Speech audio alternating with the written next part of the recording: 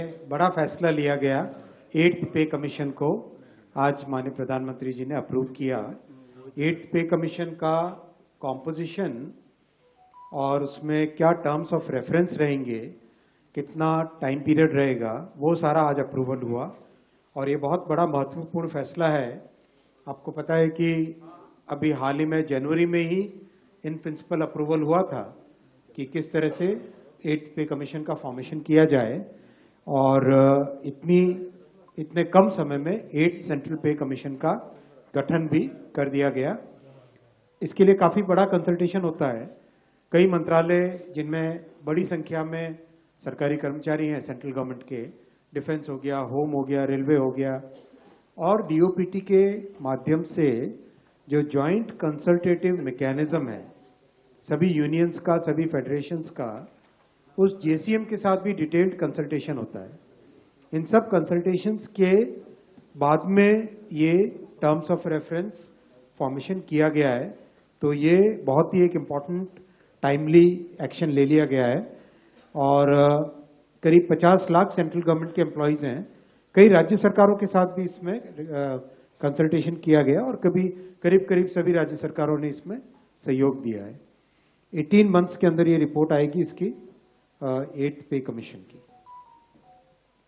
Justice Ranjana Prakash Desai को इसका chairperson बनाया गया। आप सब जानते ही हैं जस्टिस देसाई को, हमारे प्रेस काउंसिल ऑफ इंडिया की चेयरपर्सन है और बहुत ही अच्छा उनका एक long history of public service है।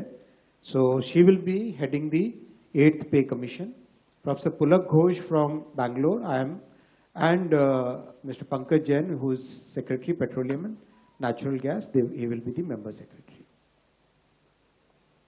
दूसरा बड़ा फैसला लिया गया साथियों आज, nutrient based subsidy for rabi season.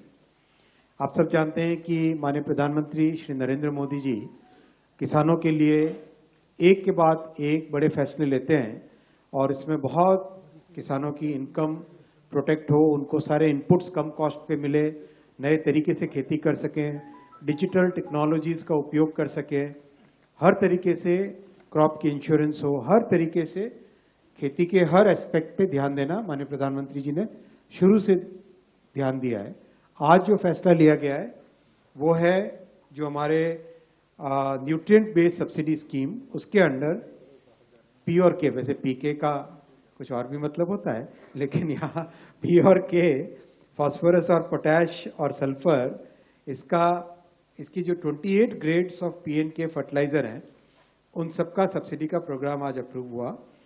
और जैसा आपने पहले भी पिछले कैबिनेट ब्रीफिंग्स में देखा है, जो बड़े फैक्टर्स हैं, इंटरनेशनल प्राइसेस कितने हैं, किस तरह से कॉस्ट पे इम्पैक्ट आ रहा है, किस तरह से डिलीवर्ड प्राइसेस हमारे होते हैं, ओवरऑल सारे फैक्टर्स को मिला के जो बैलेंस्ड यूज करने के हिसाब से जो डिसाइड होता है वो आज डिसाइड किया गया है।